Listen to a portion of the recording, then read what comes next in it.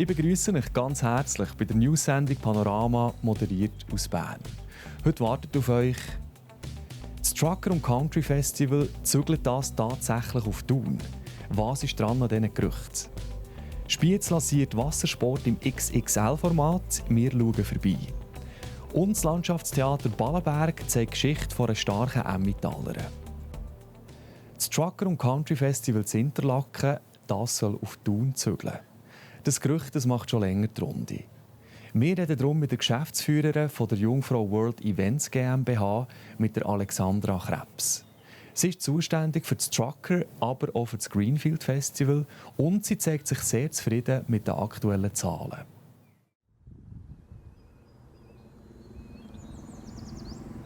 Das Trucker & Country, aber auch das Greenfield Festival sind durch. Seid ihr auch durch? Ja, ich bin definitiv ein bisschen durch. Aber mit dem Erfolg, den wir bei beiden Anlässen verzeichnen dürfen, ist es ein gutes und ein friedliches Durchsein, sagen wir mal so.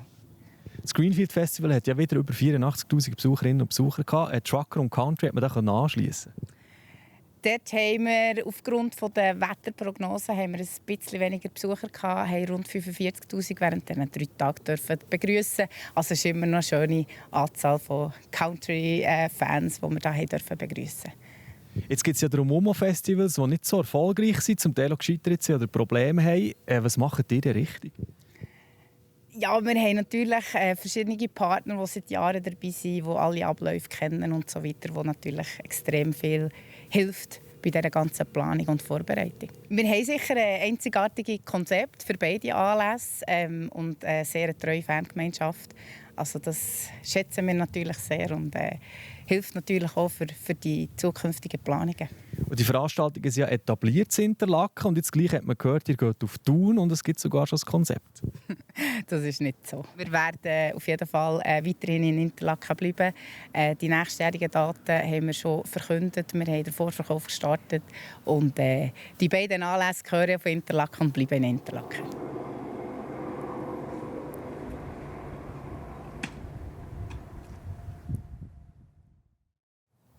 Das Trucker & Country Festival soll also in Interlaken bleiben. Und von dort aus geht es jetzt weiter auf Spiez.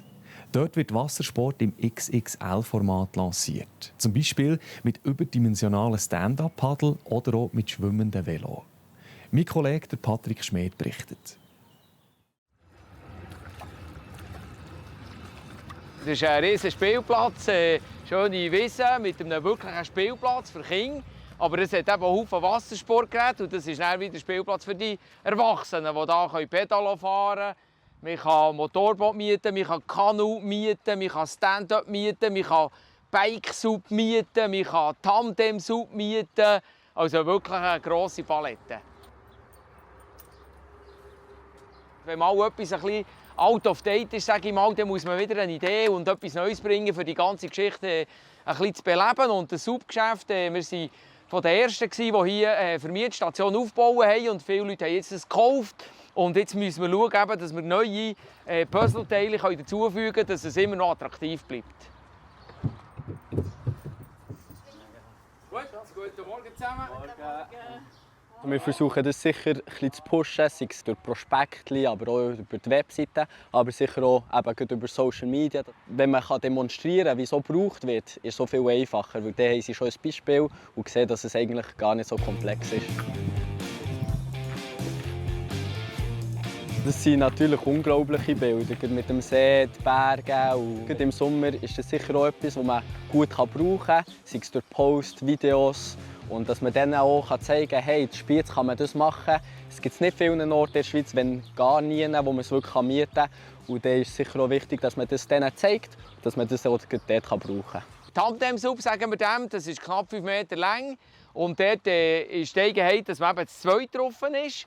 Man kann entweder stehen, also beide haben ein Stechbad und so paddeln, oder wir ausrüsten mit einem Sitzli. Und dann kann man eigentlich gemütlich im Kajakmodus paddeln. Oder die Frau ausführen, sie hockt vorne gemütlich im Sitzli und der Mann ist hinter ihm Schwerarbeit leisten. Man muss sich mehr aufeinander abstimmen, weil man zu zweit ist. Man weiss nicht genau, was der Vormann macht, wenn er rudert.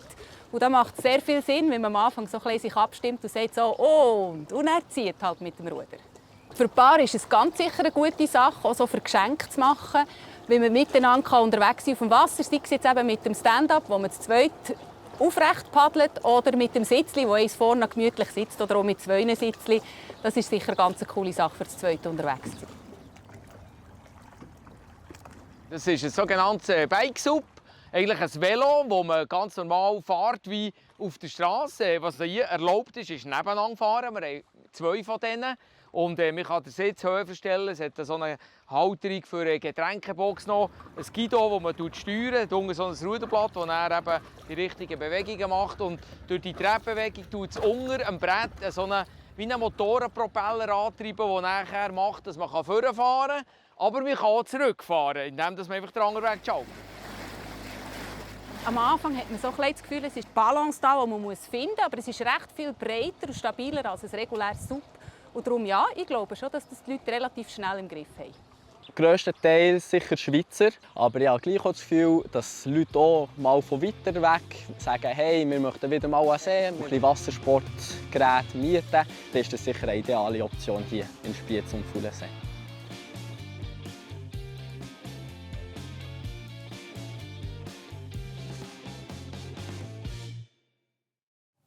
Jetzt machen wir noch einen Abstecher auf Hofstetten, genauer gesagt ins Landschaftstheater Ballenberg.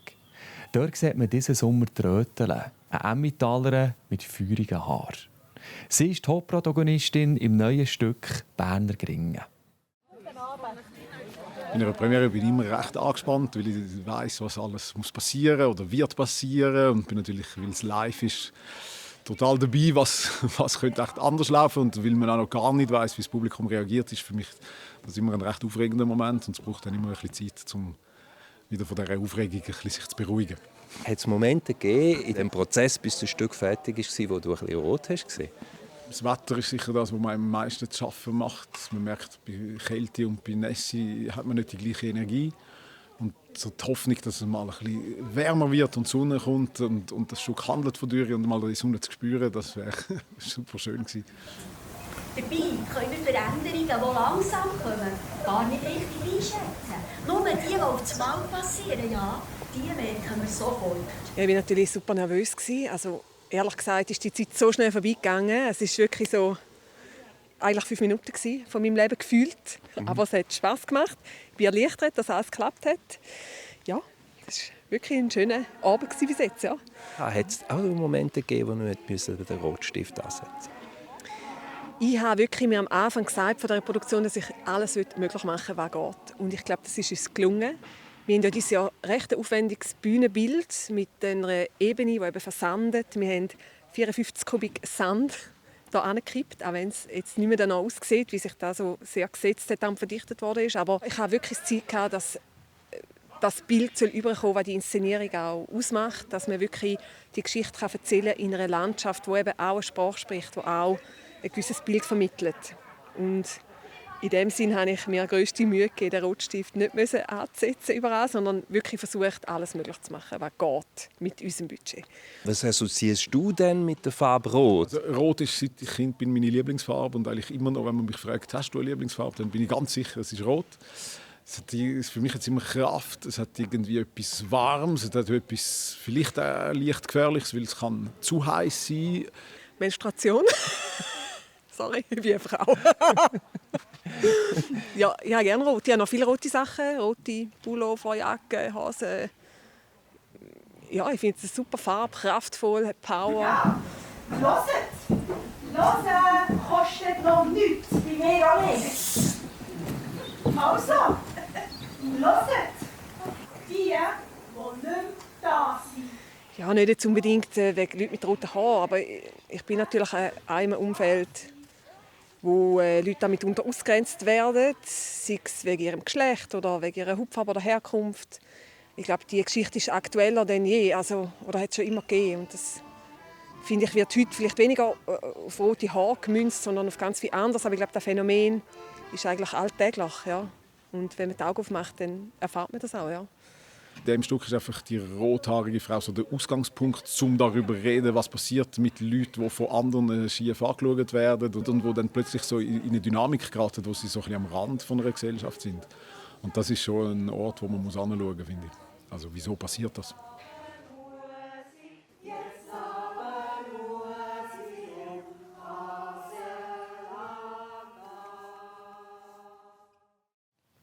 Wir schauen jetzt schon mal vorher auf unsere Talksendung «Zusammen im Zentrum». Heute moderiert von meiner Kollegin Noemi Hodler. Sie hat den früheren Schüttler und ehemaligen FC Thun-Trainer zu Gast, der Andres Gerber. Ja, mein heutiger Gast ist der Präsident des FC Thun Berner Oberland, der Andres oder Endo Gerber. Wir reden über seine Vergangenheit, über die Saison vom FC Thun von der ersten Mannschaft, über die neue Saison und aktuell natürlich über die EM 2024. Ja, und jetzt zuerst noch genau einen Blick auf das Wetter. Der Sommer, der ist ja super.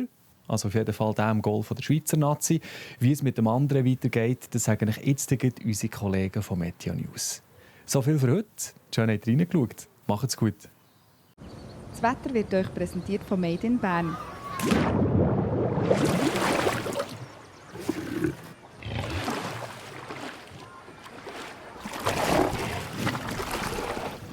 Bärenstarke Sommerferien. Made in Bern. Hier ist das Wetter auf der Plattform J am Donnerstag, meine Damen und Herren. Schön, dass Sie eingeschaltet. Wir schauen voraus auf den Freitag und die folgenden Tage. Morgen am Freitag haben wir ein stabiles Verhältnis und dann leider am Wochenende schon wieder unbeständiges Wetter.